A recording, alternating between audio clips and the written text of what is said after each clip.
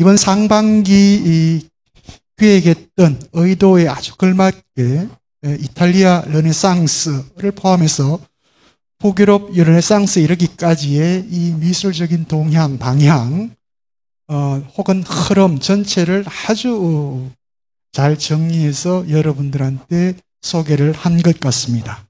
무엇보다도 우리가 보통 르네상스 얘기하면 대체로 이탈리아의 화가들, 특히 앞에서 얘기했던 세 명의 3대 화가를 통해서 르네상스를 이해하고 있는데, 오늘 알브레히트 듀이를 통해서 이탈리아를 넘어서서 북유럽 지역에서도 이 미켈란젤로보다는 4살이 많았죠. 알브레히트 듀이가. 이 듀이가 이 북유럽 르네상스에 얼마나 중요한 사람인가를 다시 한번 확인할 수 있는 기회가 있었고요. 무엇보다도 이 르네상스의 이 3대 화가들이 대부분 유화나 혹은 조각에 집중되어 있었다면, 특히 알브레히트 듀이레 같은 경우는 이 목판화, 판화라고 하는 또 다른 그 영역을 시도했던 대표적인, 어떻게 보면 구텐베르크가 이루었던 그 인쇄술을 가장 잘 사용했던 그런 예술가로 또 등장하기도 합니다만, 어쨌든 결론적으로 우리 노성두 원장님께서 정리해 주신 것처럼 알브레히트 듀이러도 레오나르도 다빈치에 버금가는 그런 인문주의 예술가, 화가였고, 동시에 이 미술 도상에 있어서 전혀 새로운 내용과 형식을 파격적으로 도입하고 확장하는 그런 역할을 또 했고요. 무엇보다도 이 목판화를 통해서 바로 전 유럽에 이 소위 말하는 그림을 판매하는 그런 또 일도 했고요. 그리고 오늘 고대에서도 원근법이 있었다 그렇게 표현을 하셨는데, 사실 저희들이 르네상스에 대해서 지금까지 알고 있던 상식적인 것들이 오늘 노성두 원장님을 통해 강연을 통해서 많은 부분에서 또 수정이 되는 그런 것도 있습니다. 제가 처음 서두에 일화라고 했던 그 이야기들도 결국은 알브레히트 듀이레라고 하는 이 유명 화가의 주변부에서 이제 일어난 그냥 뒷담화처럼 된 것인데, 사실은 근거가 없는 그런 일화라고 하는 것부터 해서, 특히나 이 종교적인 문제와 관련해서 이 듀이레는 철저하게 루터의 신봉자라고 하는 것들이 지금까지 얘기된 것들인데, 그것도 사실은 학문적으로 근거가 없다는 그런 말씀까지 이렇게 해 주셨고요. 그래서 전체적으로 우리가 지금까지 알고 있었던 많은 상식적인 얘기들이 새롭게 수정되는 그런 것도 확인할 수 있었습니다. 오늘 두 분이 이제 질문을 주셨는데, 두 분 질문을 먼저 답변 드리고 얘기를 이어가도록 하겠습니다. 먼저 신암동에서 강도기 선생님께서 주신 질문이 3가지입니다. 첫 번째, 듀이레의 유화 작품. 많은 작품이 있습니다만 상대적으로 듀이레한테서는 유화 작품이 가장 적은데, 근데 이 독일 미술사 최초의 실물 크기 누드화 아담과 이브 라고 하는 이 작품의 주요 내용에 대해서 간단하게 설명을 부탁드린다라고 하는 첫 번째 질문인데, 혹시 간단한 답변이 가능할까요? 질문 감사합니다. 독일 미술사 최초 맞는 말씀이고요. 북유럽 미술이라고 얘기한다면 얀반 에이크의 헨트 재단화, 그 위쪽 날개에 있는 아담과 하와가 첫 누드라고 하죠. 그죠?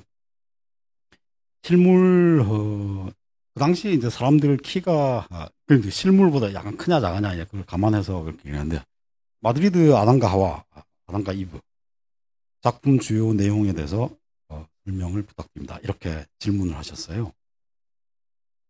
이 작품은 판화로도, 스케치로도 여러 차례 습작을 이제 거쳐서 완성된 유화인데, 가장 눈에 띄는 것은 이제 2개의 패널로 이제 쪼개서 남자, 여자 한 화면에 넣지 않고 이제 2개의 화면으로 이제 쪼개서 붙였다는 점이고요. 그 다음에 인체 비례와 연관해서 말씀드리자면 그 작품이 배경이 이제 깜깜해요, 그죠? 보통은 배경에 숲이라든지 아니면 여러 가지 동물들, 하늘, 새 이런 것들 이제 이 화가의 솜씨를 과시하기 마련인데 여기서는 순수하게 남자와 여자의 윤곽선이 강조되어 있고 배경이 마치 무에서부터 탄생한 인간처럼 이렇게 재현이 되는데 이 듀러의 그림과 크라나흐가 한 살 어리죠. 듀러보다. 같은 동시대입니다. 이 아담과 하와를 비교를 해보면 크라나흐는 아름답고 관능적이고 짙은 어떤 표현력을 가지고 있어요. 그렇지만 아주 뼈가 없는 것처럼 보입니다. 뼈가 없어요. 근데 듀러의 작품은 이거는 분명히 사생인데 분명히 실물을 보고 그렸는데도 불구하고 그 뒤에 어떤 단단한 것이 들어가 있습니다. 크라나흐가 말랑말랑하다면 실제로 이제 따끈하다면 그리고 어떤 채취를 풍긴다면 듀러는 차가워요. 이성적이에요. 수학적이에요. 그 뒤에 딱딱한 것이 골격, 뼈가 아니고 수와 비례입니다. 그래서 그 둘을 나란히 비교해 보시면 듀러의 아담과 하와가 어떤 식으로 탄생했는지 그 다음에 듀러가 여러 차례에 걸쳐서 수정을 거듭을 했던 남성, 여성 인체 비례에 대한 고뇌를 같이 읽을 수 있을 거라고 생각합니다. 예, 좋습니다. 두 번째 질문입니다. 동물과 인체의 비례에 대한 연구 결과를 알아볼 수 있는 듀러의 오늘 작품 속에서는 소개가 안 됐죠. 기사, 죽음, 그리고 악마라고 하는 베를린 국립박물관 소장하고 있는 동판화와 관련된 작품에 대한 내용들을 간단하게 설명을 부탁드린다라고 하는 질문입니다. 기사, 죽음, 악마 이 작품이 참 해석이 어려운 작품이고 지금까지 의견이 잘 모아지지 않고 있는데요. 어쨌든 기사가 등장하고 악마도 등장하고 또 동물도 등장하고 세 가지 그 다른 존재들이 좁은 한 화면에 같이 마치 무대 전경에 나 여기 있어 이렇게 보여주는 레프레젠타티오 기법으로 재현되어 있는 그런 작품입니다. 네, 많은 알레고리들이 섞여 있고요. 이 인체 비례 또는 동물 비례 이거는 말의 비례, 개의 비례 이런 거는 이제 레오나르도 다빈치 많은 소묘 작품에서도 볼 수 있는데 듀러는 의외로 이 동물 비례의 작품들은 거의 남아 있질 않아요. 네, 그래서 이것이 동물 말의 비례와 관련이 있는지는 저는 확실히 말씀드리기가 힘듭니다. 이 작품에 대해서는 이제 지금 많은 연구자들이 해결하지 못하고 있는 문제 중에 하나가 방향성인데요. 우리가 글을 읽을 때 이제 왼쪽에서 오른쪽으로 읽어가잖아요. 그래서 그림도 구성이 시간적 줄거리, 공간적 흐름이 왼쪽에서 오른쪽으로 향하는 것이 원칙인데, 근데 이 작품에서는 거꾸로 가고 있어요, 그죠? 왼쪽에서 오른쪽이 아니라 오른쪽에서 왼쪽으로 진행하는 구성입니다. 근데 이것이 우연인지, 제가 우연이라고 얘기하는 것은 이게 이제 판화잖아요. 그래서 원작을 판화로 찍어내면 이제 좌우가 반전이 되는데, 그래서 이제 반전이 된 게 아니냐, 이런 주장도 있고요. 그렇지 않다. 네, 그것을 이제 감안해서 역방향 구성을 짠 것이다. 그래서 거기에 따라서 이 주제 자체가 막 극단적으로 흔들릴 정도로 해석이 갈라지고 있습니다. 그 다음 세 번째 질문입니다. 죽기 2년 전인데 요한, 베드로, 마가, 바울이 각자의 상징물을 가지고 서 있는 듀러의 네 사도 1526년입니다. 이 기법 패널에 이 네 사도와 네 사도라는 작품과 관련해서 핵심적인 내용을 간단하게 좀 설명을 해달라는 마지막 질문입니다. 이것도 이제 두 장의 패널로 쪼개져 있고 두 명 이렇게 서 있죠, 그죠? 이 작품은 알브레히트 듀러가 왜 프로테스탄트 화가인지 를 주장하는 그 근거로도 이제 사용이 됐었는데요. 작품을 보면 이제 밑에 아주 깨알만한 글씨로 쭉 설명들이 써 있어요. 그 내용도 이제 감안을 해야 되고, 그 다음에 각각의 그 표정, 그러니까 누가 지나치게 늙어 보인다, 누가 화난 듯이 보인다, 어떤 사람의 자세, 이런 것을 또 미세하게 구분을 해가지고, 가령, 여러분, 기질론이란 거 있잖아요. 네 가지 기질론. 그래서, 담즙질이라든지, 뭐, 다혈질이라든지, 뭐 이런, 그, 고대의 기질론이 있는데, 그것과 이제 연관해서 해석을 하는 경우도 있고요. 제가 이 작품을 이제 놓고 말씀드리면 좋을 것 같은데, 이 작품을 지금 손에 이제 가지고 있지 않은 관계로, 우리말로 번역된 책 중에 알프레드 듀러, 파놉스키가 쓴 듀러 2권짜리 책이 있습니다. 임산 선생이 이제 번역을 했는데요. 그 책이 번역도 좋고, 바로 이 질문에 대한 대답이 제가 알기로 가장 상세하게 소개되어 있는 것 같습니다. 그 책을 추천드립니다. 그 다음 질문인데 여기에는 좀 코멘트가 붙었습니다.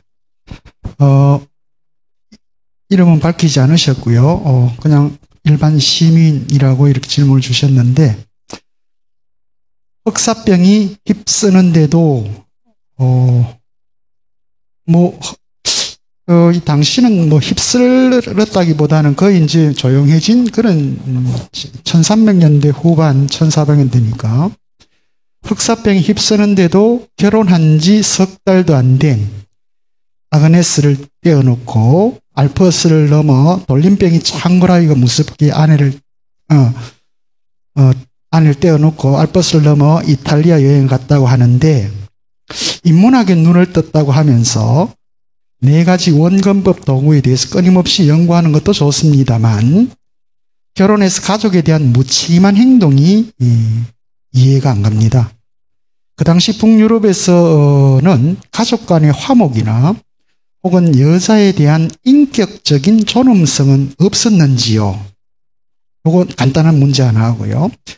그 다음 여행한다는 것, 혹은 유랑생활 좋아하다가 1528년 말라리아로 외롭게 병마와 싸우면서 죽었다니 상당히 허무한데, 그렇다면 언제 출생을 해서 언제 죽었는지요? 두 번째 물음이고요.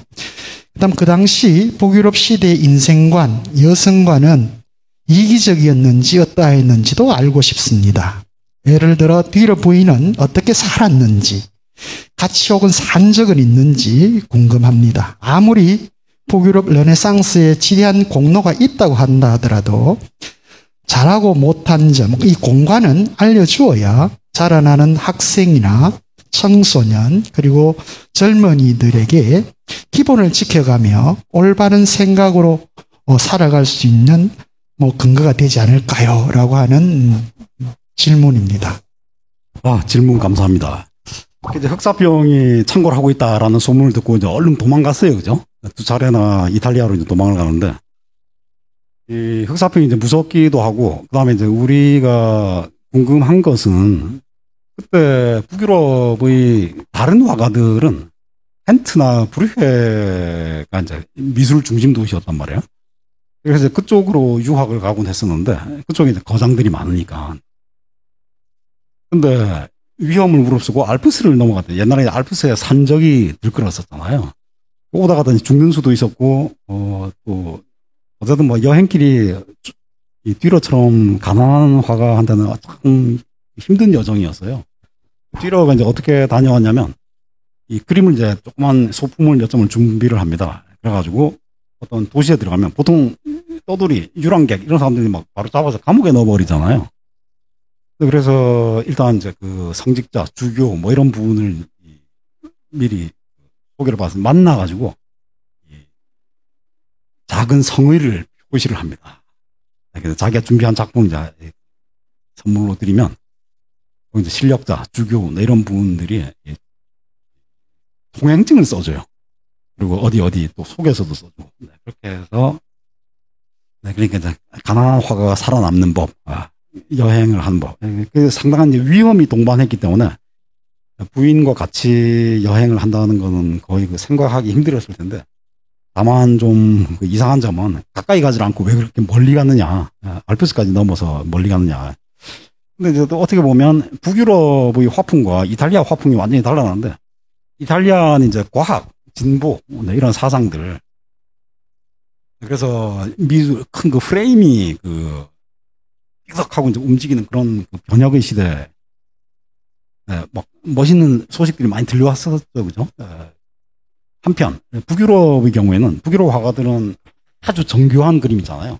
그다음에 아주 뭐 미끄럽고 뭐 어떤 털이라든지 질감 뭐 이런 쿠션 느낌, 그다음에 도회 그 뾰족한 탑 벽돌 하나하나를 듀러가 그린 하나 중에 돌아온 탕자 보면 그 뒤에 벽돌 하나하나 다 그려놨어요. 이런 그 지극히 정교한 꼼꼼한 제형, 그리고 우리가 딜리겐티아라고 하는데, 이런 이 북유럽 화풍 자체가 듀라하고 안 맞을 수가 있어요. 듀라는 좀 그 합리적인 사람이에요. 과학적인 사람.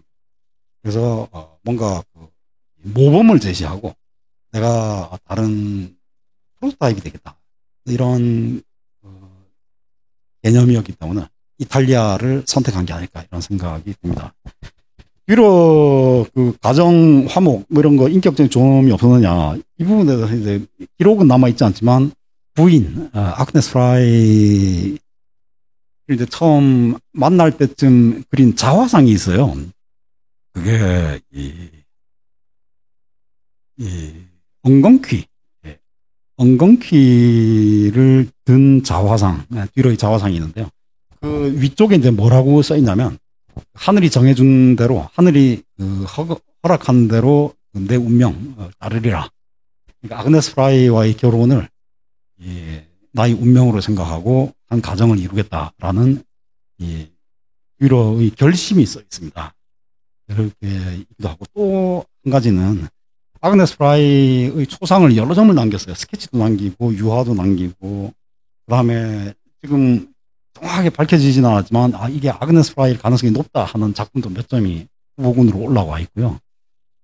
그래서 아까 제가 보여드렸던 그 흑백 그림, 거기에서도 우리가 느낄 수 있는 것이 예쁘다 안 예쁘다 뭐 이걸 떠나서 이 피사체 대상과의 거리가 아주 가깝습니다. 마치 루벤스가 알렘이 이제 클라라를 그린 초상화처럼 알이 앞발을 딱 이렇게 거의 한 뭐 팔 하나 거리에서 떨어져서 이렇게 많이 쳐다보는 그 시선 거리가 있잖아요. 그래서 부인을 앞에 앉혀놓고 이렇게 한 땀 한 땀 들여다보면서 이제 재현하는 그 거리가 우리가 이제 그림을 보고 판단할 때 팔 하나의 길이를 넘지 않습니다. 아주 가까워요. 그리고 여러 작품들, 정겨운 작품들, 아기를 안고 있거나 아니면 가만히 이제 눈을 감고 뭔가를 묵상하는 듯한 표정, 이런 데서 사랑을 느낄 수가 있어요. 가족 간의 화목, 이거는 이제 또 살다 보면 또 부부싸움도 할 수 있는 거겠죠. 그죠? 인격적인 존엄성, 잘 모르겠습니다. 서로, 근데 부인이 남편을 그렇게 대단한 어떤 인물로 인정을 하지 않았다는 것은 이제 기록으로 남아 있습니다. 그래서 잘 모르겠고, 그 당시에는 남자와 여자 잘 모르겠고, 옛날에 이제 그리스, 우리가 민주주의, 민주정책 요람이라고 했던 고대 기원전 5세기 아테네만 하더라도 여자는 시민으로 안 쳤잖아요. 투표권도 없었잖아요. 군대 안 가면 투표권 없습니다. 군대를 갔다 와야지 투표권을 줬어요. 그리고 시민이 이제 4만 명이다 하면, 실제로는 아테네 시민이 뭐 2만 5천에서 4만 명이라고 그러는데 실제로는 한 20만 명 됐어요. 왜냐하면 부인도 있고, 부인을 안 쳤으니까. 그러면 애들도 안 쳤습니다. 애들도 군대를 안 갔다 오니까 시민으로 안 친 거예요. 그 다음에 이제 할머니 할아버지도 안 치고, 외국인 거류자도 안 치고, 또 노예들도 안 치고, 집집마다 노예가 한 명씩은 있었잖아요. 그죠? 그러니까 곱하기 4, 5를 해야지 힘이 되는 거예요. 그래서 그러면 노예의 인권은 뭐냐, 여자의 인권은 뭐냐, 뭐 소유물이냐 뭐냐. 그래서 우리가 이런 거는 사실 이제 미술사적인 질문은 아닙니다. 인류학 또는 여성학의 적인 질문 될 수 있을 텐데요. 그리고 이제 미술사의 관점에서 볼 때는 이게 오늘날의 관점으로 보는 방식이 하나 있고요. 또 하나는 그 역사적인 관점, 그러니까 500년 전의 관점으로 이제 이거를 읽어내야 해서 뒤로 뭐가 대단해? 우리가 사진을 찍어도 뒤로보다 더 멋있는 작품이 나올 수 있어. 그거는 이제 현대적인 관점이죠. 수용자적인 관점입니다. 500년 전의 관점, 그게 이제 미술사적인 관점이죠. 미학적인 관점입니다. 이거는 제가 참 대답하기가 힘드네요. 뒤로 부인은 어떻게 살았는지, 같이 살았던 적은 있는지 궁금합니다. 같이 살았죠, 당연히. 그리고 뒤로가 이제 판화를 찍었는데, 판화를 보통 이제 몇백 장씩 찍잖아요. 동판화는 뭐 한 4, 500장 찍고, 목판화도 이제 100장, 150장, 180장 이렇게 찍어내는데, 이게 막, 폼이 뭉그러질 때까지 찍죠, 그죠? 이렇게 뭉그러진 판화도 꽤 있어요. 그거 들고 와서 시장에 가다 파는 거야, 아그네스가. 판화 사세요. 이번에 잘 나왔거든요. 뭐 바가지도 씌우고 그랬거든요. 그래서 살림에 보태버렸습니다. 그래서 같이 살았고요. 그 다음에 또 억척스럽게 그 당시에 강인하게 살았고, 훌륭한 사람입니다. 아그네스는 훌륭한 사람입니다. 이것도 일화일 수 있는데, 제가 읽었던 책에서 보면, 이 뒤로는 굉장히 그 가난한 힘든 그런 가정 환경을 갖고 있었다면, 상대적으로 이 아그네스 집안은 뉘른베르크에서는 아주 유력한 그런 집안이었다고 그러더라고요. 그게 두 사람의 관계에서 혹시 아그네스가 남편을 볼 때, 혹은 뭐 뒤르가 아내를 볼 때, 먼저 부부 관계에서 그런 부분들이 또 있을 것 같고, 또 어떻게 보면 아그네스가 굉장히 요즘으로 말하면 상임기질이 뛰어난, 사업 수단이 아주 뛰어난 그런 여성. 뒤로 역시도 마찬가지로 이 목판화를 통해서 상당히 그 상업적 그런 능력도 뛰어났다는 그런 얘기들도 있던데, 혹시 뭐 요즘 관점으로 보면 그렇게 볼 수 있는가요, 그게? 선생님 아주 중요한 질문이고요. 뉘른베르크를 쭉 돌아보면 뒤로 하우스가 있고, 뒤로 그 길이 있잖아요. 뒤로 길이 있고, 바로 그 옆에 이제 조그만 골목인데, 그 골목이 아그네스 백입니다. 그러니까 부인 아그네스의 이름을 붙인 골목길이 또 하나 있어요. 그래서 뉘른베르크에서 아그네스의 지명도를 우리가 짐작을 할 수가 있고, 사업가 기질에 대해서는 화가가 500년 전에 사업을 할 수 있는지 뭐 이런 그 부분은 이제 거의 불가능했을 거라고 보는데, 일단 규칙적인 이제 수입이 이제 제일 큰 문제였어요. 왜냐하면 교회 재단화라는 게 교회가 막 불이 나거나 아니면 재단화가 막 쥐가 파먹어서 사라지거나 하면 새로 그리겠지만 언제 그리겠어요, 그죠? 평생에 한두 번 그릴까 말까, 뭐 보통 화가들은. 그래서 화가들이 사실 이제 일감이 없는 거예요. 옛날에는 주문이 와야지 이제 시작을 하지, 미리 그려놓고 이제 파는 시스템이 아니었기 때문에.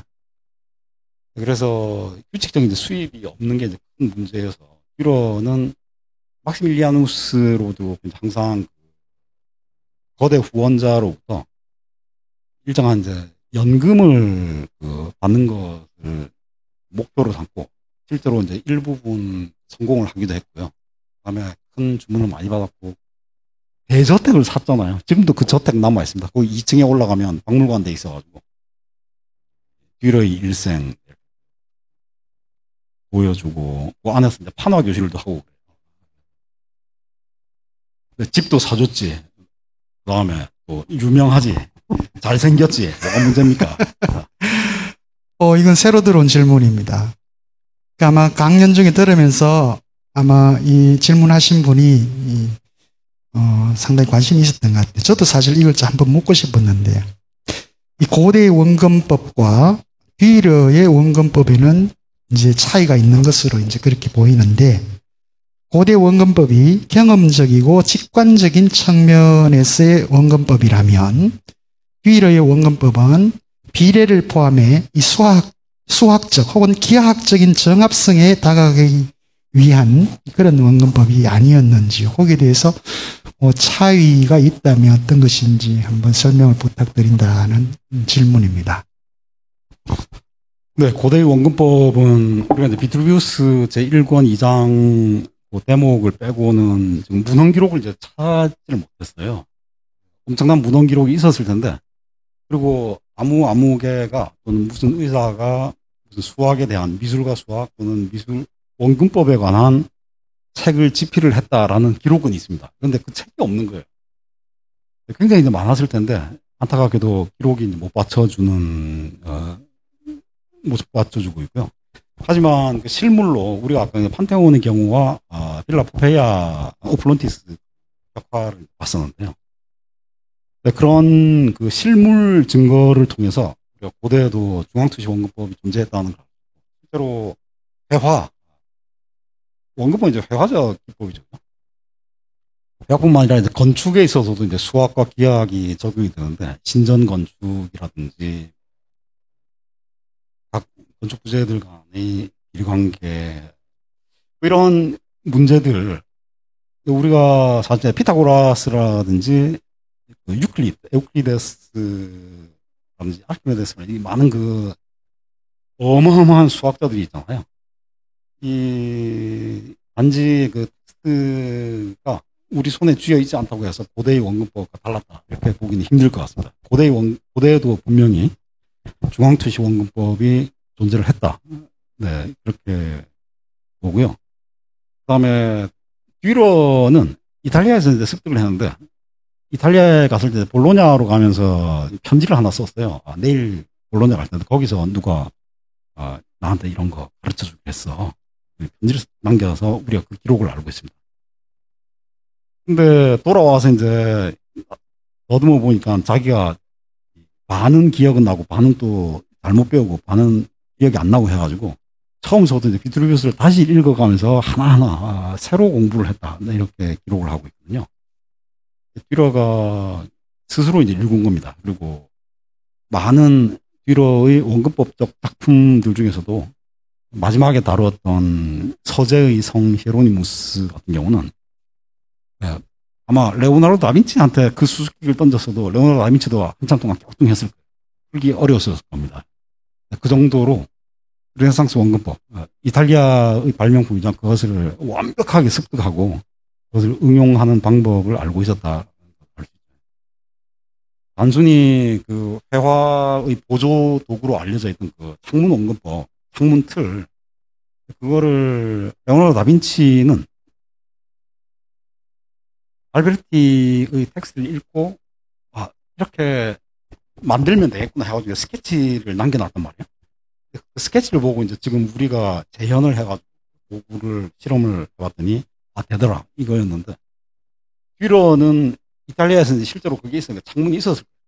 창문 원근법이 창문 있었을 텐데 그냥 창문 액자에다가 유리창 끼고 유리창에다가 가로 세로 그 모눈을 그려놓은 거예요. 그거를 갖다 일정 거리에서 왔다 갔다 하면서 프레임을 잡아. 여러분 이 클림트가 누드도 다르지만 풍경화도 이쁘잖아요. 클림트 풍경화는 특징이 있어요. 다 가로 세로가 똑같습니다. 클림트가 왜 그러냐면 항상 그 나무 액자를 들고 다녔어요. 액자를 들고 다니면서 이제 풍경에다 이렇게 떼보는 거예요. 저쪽 풍경, 저쪽 프레임을 떼보고 그걸 이제 모아서 르네상스 화가들도 클림트가 그랬던 것처럼 이제 나무 액자에다가 유리창 박아가지고 모눈 새겨가지고 그 들고 다니면서 이제 그림을 그린 거예요. 사람 그릴 때나 풍경 그릴 때나 했던 거예요. 근데 그 단순한 하나의 도구를 가지고 네 가지를 만든 거예요. 네 가지를. 응용도 하고 그다음에 아까 제가 줌 렌즈, 망원 렌즈 효과라고 했던 대롱 장치 그런 건 정말 대단해요. 이런 식으로 만들면 그리고 그 책에 첨부된 텍스트의 내용은 뭐냐면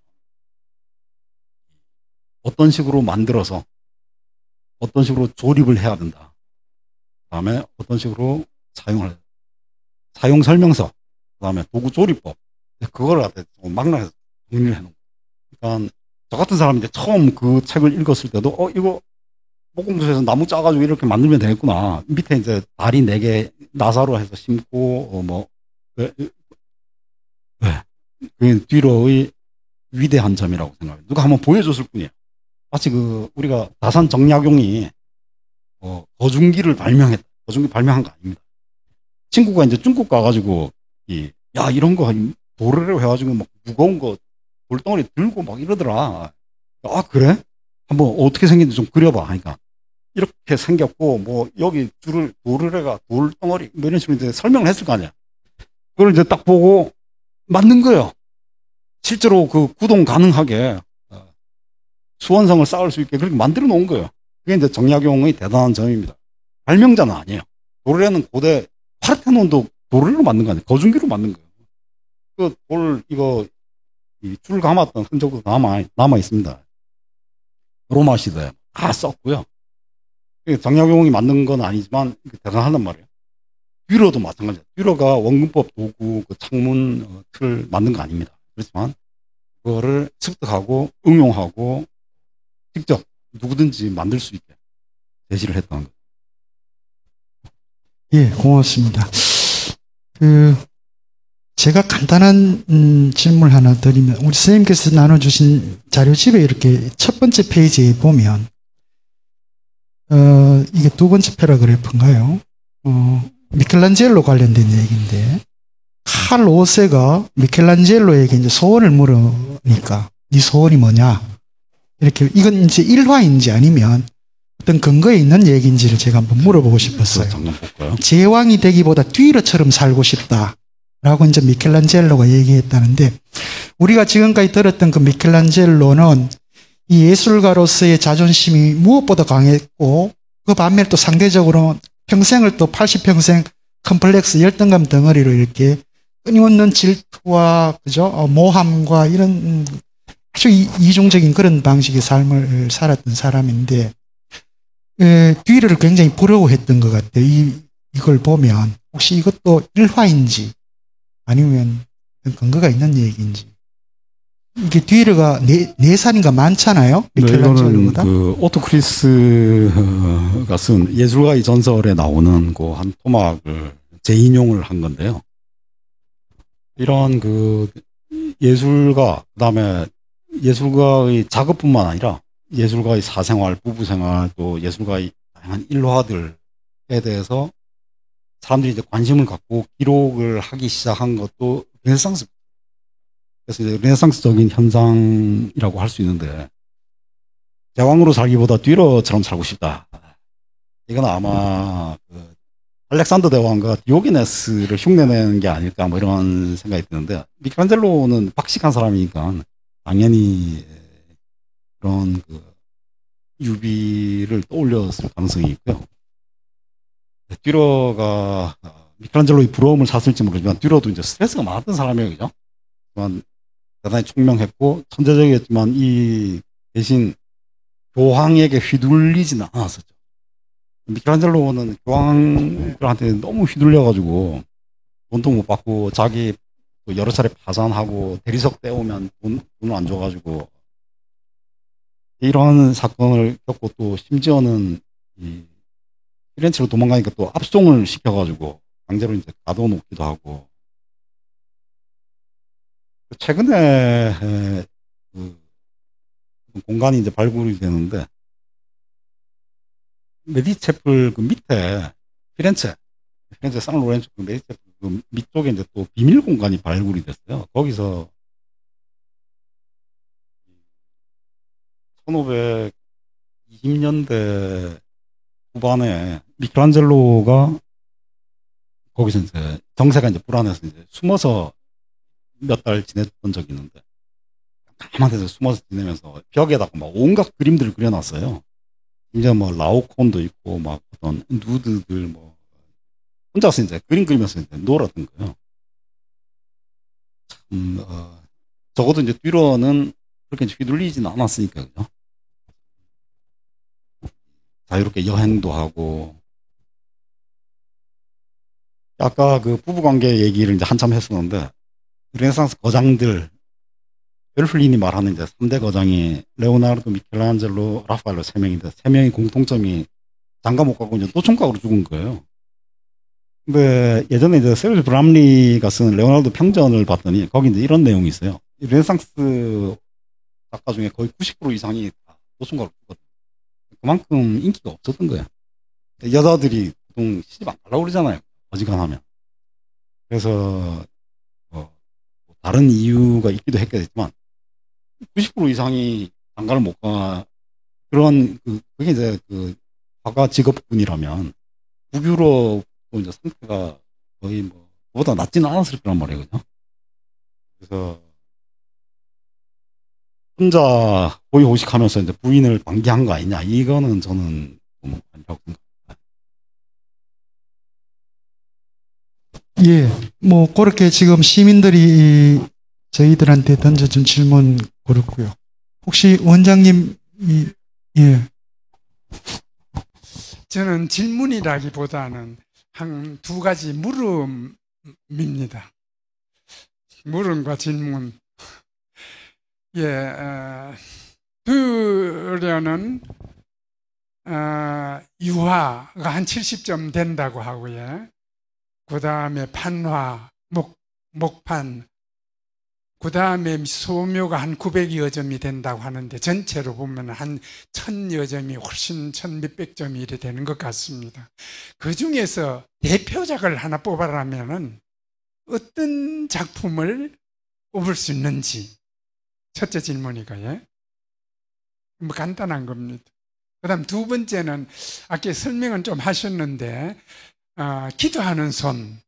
그 처음은 기도하는 손이 아니고 아까 말씀드린 대로 사도의 기도하는 그 손, 사도의 손에 대한 연구, 그것을 아까 바울을 그림에 보여줬습니까? 기도하는 손, 그걸 그대로 그렸는 것처럼 그렇게 원장님 말씀하셨는데, 그것 떠나서 그 손이 무엇을 의미하는지, 그 손에 대한 어떤 새로운 어떤 해석은 없을까 하는 물음입니다.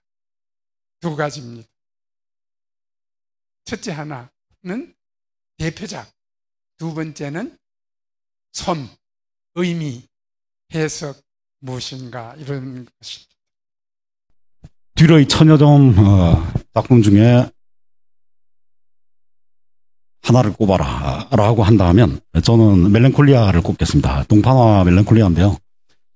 이제 가장 어려운 작품이기도 하고 수수께끼라서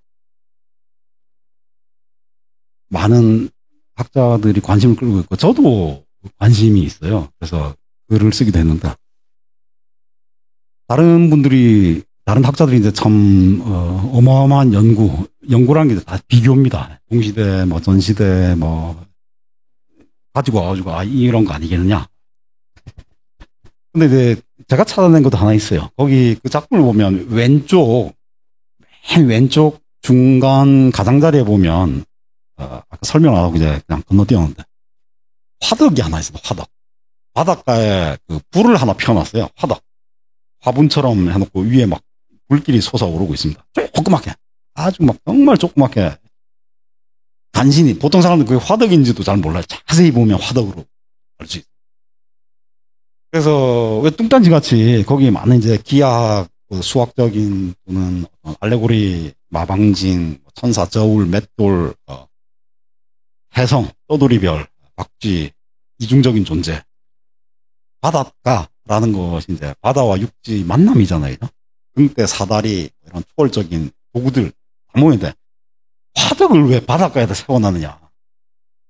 그 문제에 대해서는 아무도 다루질 않았어요. 저는 이제 거기에 대해서 나름대로의 해답을 제시를 했는데 저희 주장은 그겁니다. 그 화덕은 연금술을 의미한다. 연금술. 그래서 이 동시대 문헌 기록들 이제 들춰가지고 화가야말로 진정한 연금술사다. 화가는 나무 토막, 돌가루, 뭐 이런 그 식물, 동물성 이런 안료, 그러니까 이런 쓰레기 재료들을 가지고 황금보다 더 빛나는 가치를 가진 작품을 생산하지. 화가야말로 진정한 연금술사다라는 그런 동시대 이론들이 꽤 있어요. 연금술사 화가라는 프레임. 그래서 이 화덕을 연금술이라고 해석을 하고 그 다음에 화가의 속성 중에 하나로 그 작품에 선거가 됐다. 이렇게 해석을 한 적이 있는데 근데 뭐 또 다른 사람이 다른 해석을 내놓을 수도 있겠죠. 그렇지만 아직까지는 그 화덕에 이 물음표를 붙이고 거기에 대답을 제시를 한 사람은 없는 걸로 알고 있어요. 그걸 이제 저는 꼽고 싶고요. 그래서 두 번째로는 기도하는 손, 그 기도하는 손이 이제 헬러 재단화의 성 베드로의 그 기도하는 손의 습작이기는 하지만 그 자체로 이미 하나의 그 아이콘이 돼버렸어요. 그죠? 그래서 우리가 오히려 베드로와의 어떤 컨텍스추얼한 그 상관성을 연상하는 경우는 거의 없고 그냥 그 기도하는 손 자체로 우리는 디로를 연상하게 되는데 디로에 대해서 이제 이런 일화가 있습니다. 어떤 사람이 십자가를 좀 수선해달라고 갖고 왔어요. 근데 십자가 이제 나무가 있고 나무에 이제 팔 하나만 붙어 있는 거 팔이 몸통하고 머리하고 다 없고 팔 한 짝만 갖고 온 거예요. 그래서 디로가 그 팔을 이렇게 들여다보더니 이렇게 이제 만들었다는 거예요. 만들어놨는데 완성하고 나서 이제 십자가의 다른 부분들 예수님이 붙어 있고 여기저기 사지가 다 다른 부분을 갖고 와서 디로가 만든 그 팔 하나만 가지고 만든 그것과 똑같더라는 거예요. 똑같아. 그래서 손가락 하나 또는 머리카락 한 올만 가지고도 어떤 아주 작은 티 같은 부분으로 그 전체를 이제 살아있는 것, 유기적인 것, 그거를 완성해낼 수 있다. 그게 이제 고대의 격언 중에 하나인데, 고대 엑스웅구의 레오니스라는 격언이 있습니다. 웅구에, 그러니까 이제 발톱이고, 손톱이고, 레오니스, 그 사자의 발톱으로부터라는 뜻인데, 엑스웅구의 레오니스는 사자 발톱 하나만 있으면, 그러니까 프로토게네스인지, 제가 기억이 잘 안 나는데, 누가 사자 발톱을 하나 딱 갖다 줬더니, 동물원에서 어디 하나 주워온 모양이에요, 그죠? 그래가지고 그 발톱을 보더니 뚝딱뚝딱 해가지고 사자를 실물 그 발톱의 주인 발톱 빠진 그 사자하고 똑같더라는 거예요. 그래서 그 사람의 눈, 머리카락, 발가락 하나 기도하기 위해서 모은 손 그것으로 그 사람의 나이, 신분, 연령, 그 다음에 정신 상태 이런 것을 다 짐작을 할 수 있다는 거예요. 그리고 의당 그렇게 해야지 진정한 화가라고 할 수 있다. 그런 식의 이론인데 레오나르도도 이제 그런 비슷한 얘기를 했어요. 그래서 그런 점에서 우리가 이제 그 손을 관찰하면 한 40, 40대 안팎 50 정도 되는 남자의 손이다. 고생 많이 했다. 물고기 잡는 어부의 손인지 모르겠지만 어쨌든 좀 이 세월의 흔적, 핏줄도 좀 보이고 그죠? 네, 그렇지만 그 투박한 손을 모으는 그 시간을 위해서 어떤 또 많은 그 노동의 시간이 그 밑에 쌓여 있을까 이런 것을 짐작을 해볼 수도 있고요. 네, 그냥 그 손 하나만 따로 떼서 파편화, 절단된 신체로서 그 기도하는 손, 네, 그것을 보면 제 첫 느낌은 사자 발톱 그 일화입니다. 그래서 제가 한번 종합적으로 마무리를 좀 해주셨으면, 예를 들어 르네상스의 예술가들의 그 사상적 업적도 그렇고 방향, 흐름 다 좋습니다. 그것들이 21세기 지금 어떤 의미를 갖고 있을까? 나중에 우리가 근대 현대들이 거치게 될 텐데, 그 짧은 200년 동안 활동했던 그 르네상스 예술가들의 활동이 지금 우리에게 어떤 의미를 준다면 그게 뭘까? 간단하게 한번 요약을 해주시면 좋겠습니다. 이제 2000년 새 밀레니엄이 시작할 때 과거 1000년 지난 밀레니엄 최고의 발명품이 뭐냐? 네, 이런 걸 이제 각 언론사마다 순위를 매겼어요. 그래서 1등이 뭐고 2등이 뭐고 무엇의 발명이고 했는데 다윈도 들어가고 코페르니쿠스도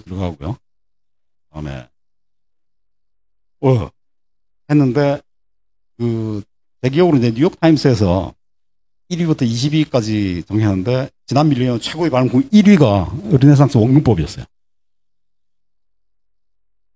르네상스 원근법이 만약에 회화의 기법이다. 3차원, 2차원, 뭐 이런 문제라면 1위가 되지 못했을 거예요. 그죠? 어떻게 활판 인쇄, 활자 인쇄의 발명, 또는 뭐 달력, 그레고리우스력의 다윈, 어마어마한 사건들이 많은데 왜 르네상스 원근법이 1위를 했을까요? 라고 저는 묻고 싶습니다. 제 생각은 이래요. 르네상스 원근법은 보는 방법입니다. 예전에는 회화라는 것이 그림이란 게 뭘까요? 그림이 패널이나 목판이나 뭐 이런 데다가 물감으로 사람이나 모양이나 뭐 이런 걸 그려놓은 걸 이제 그림이라고 그러잖아요. 물감으로 구성, 빛 뭐 이런 걸 짜가지고 재현을 했다. 그림이라고 했단 말이에요. 아닙니다. 르네상스 원근법의 발명자라고 알려진 알베르티는 이렇게 얘기해요. 회화는 투명한 창문이다. 세상을 보는 창문이라고. 아까 그 창문 틀이 있었잖아요. 그 창문을 통해서 우리가 세상을 보는데, 제 앞에 이제 창문 틀이 있으면 여러분들이 보입니다. 창문 뒤에 여러분들이 보이는 거예요. 세상이 보이는 거예요. 그리고 그 창문 위에다가 윤곽선을 그려내면, 채색을 하면 회화가 되는 거예요. 시각 피라미드의 횡단면, 그게 바로 회화인데, 그 회화라는 것은 창문, 나와 세상을 매개하는 수단입니다. 그게 바로 회화라는 거예요. 이제 회화가 투명해졌어요. 소통의 수단이 됐고, 그 다음에 그 창문을 통해서 내가 세상을 봅니다. 내가 보게 됐어요. 회화가 앞에 있어서 이쁘다, 이쁜 것이 이제 내 눈앞에 있는 것이 아니라 내가 무엇을 본다. 나, 시각 주체로서의 나의 발명, 그게 바로 근대의 탄생입니다. 그 이전에는 내가 본다라고 하지 않았어요. 뭐가 보인다라고. 신이 나한테 5가지 감각, 시각, 후각, 미각, 촉각, 청각을 줘가지고 무엇을 개척을 하고 개발을 하고 뭐 발견을 하고, 내가 신이 나에게가 아니라 내가 무엇을 이된 것. 그것이 바로 근대의 발명, 근대의 탄생이라고. 그 변화를 이끈 것이, 주도한 것이 미술이었고, 맨 앞에 원근법이 서 있었던 겁니다. 네, 그래서 밀레니엄 1위 발명품. 철학이 조금 뒤에 나오네요. 그죠? 근데 그 아까 선생님 가장 뒤의 대표작 이렇게 멜랑콜리아 이렇게 이제 표현하셨는데, 거기도 보면 사실 한 중심에는 사람, 남자인지 여자인지 중성인지 모르지만 한 중심에 있고, 그 주변에는 천문학적인, 수학적인, 기하학적인 뭐 하늘, 땅, 바다 모든 것들이 다 이제 이렇게 배치가 되어 있는데, 제목을 멜랑콜리아 이렇게 한 게 결국 나라고 하는 인간이 이 세상의 주인이 되고 주체가 되는 그 과정 안에서 결국 그 나는 멜랑콜리해지는, 근대에 우리는 결국은 또 이 우울함에 빠지게 되는 건 아닌가. 맞습니다. 네. 그 구제 가능성이 있을까요? 어떻습니까? 네, 제가 그 멜랑콜리의 개념을 참 우리가 정의하기 힘든데, 제 생각에는 여러분 그 터키의 노벨상 수상 작가로 알려져 있는 오르한 파묵이라고 있잖아요. 파묵의 그 이스탄불이라는 책이 있는데, 그 책에 7챕터인가 9챕터에 그 멜랑콜리에 대한 한 챕터가 있어요. 그게 뒤로의 작품을 가장 잘 설명해주는 텍스트라고 저는 기억을 합니다. 멜랑콜리가 뭐냐면 신이 세상을 창조하신 거예요. 화가도 자신의 세상을 창조를 합니다. 근데 신의 창조와 화가의 창조는 다른 점이 있어요. 신의 창조는 살아서 숨 쉬어요. 움직입니다. 끊임없이 생명을 탄생을 시킵니다. 근데 화가가 탄생시킨 세상은 숨을 못 쉬어요.